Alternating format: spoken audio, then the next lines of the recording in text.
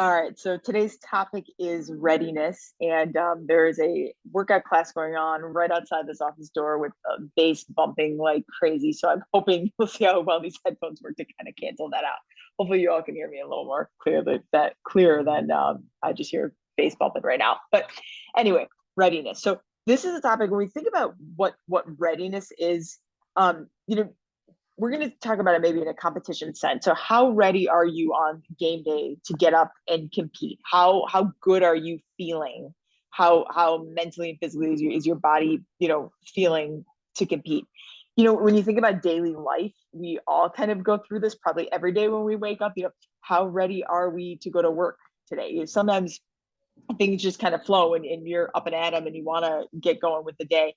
Sometimes you're tired and you're just not really feeling into it. And, the last thing you want to do is go deal with whatever stressful situation you may have to deal with at work or life or, that kind of thing. How ready are you for that? When we talk about this in a sports sense, the reason it's important is we can quantify this and give kind of a readiness score for our athletes of, how ready are they to go today to give their best? Are they able to go all out, or are they just going to kind of mail it in because they, may not be feeling ready to go?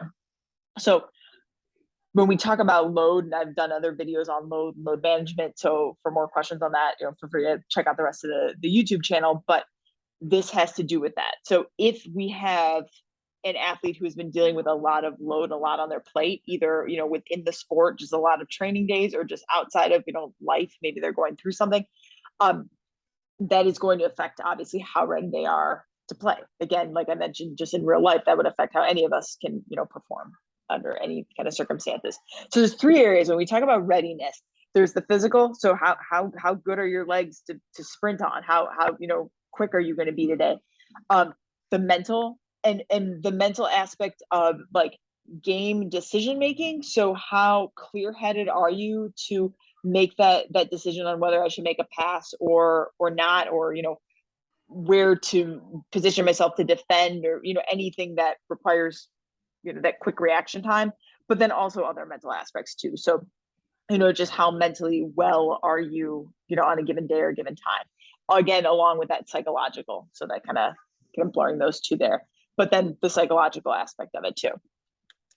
So how do we ensure that we're ready to go? So, if you have a bunch of training or competitions coming up, how do you do this? First off is plan your training well around your games and your competitions. So look at your calendar of the season and, pencil in the games, races, all of those things, and work backwards from there. So understanding that your training needs to kind of taper down before big events or games. So planning that in advance is very important. Schedule your recovery days. Schedule a light day before, a very light day before, and schedule a recovery day after as well. And as I mentioned, just taper your workouts.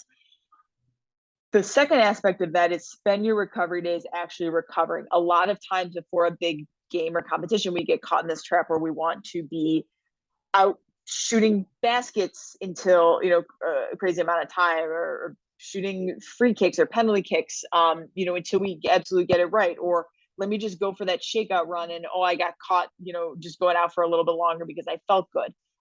That's not good on the front end before a competition, because that's not getting you ready to play. That's increasing your load. That's just adding to the amount of load on your body and your brain. So it really is doing the opposite effect, even though you think in the moment that it might be just helping to prepare. It's kind of like cramming for a test the night before. Like what exactly is that going to do with that at that point?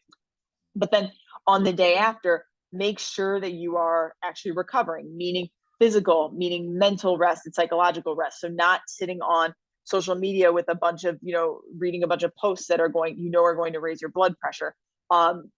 Maybe staying away from that, that person that's like a drain on your life. Like you need to recover. Definitely not going out for extra miles when or trying to just run it off when you think you had a bad competition, you perform badly. And then the third thing is just be flexible. So sometimes you can do all that planning, you can do all that setting recovery, and just things happen, right? Life happens. I don't have to give examples of that. I think we all know. Readjust and understand that there is some resilience that you can kind of provide yourself, that if it doesn't go as planned, you can readjust, look back on other times in your life where maybe you didn't think you were ready to go and you perform excellent. So falling back on those things, or just readjusting the training plan, readjusting the schedule. If I can't take a recovery day here, I'm going to be a little bit better on a different day, and try to kind of make it up that way. So that's it for this week. Thanks for tuning in.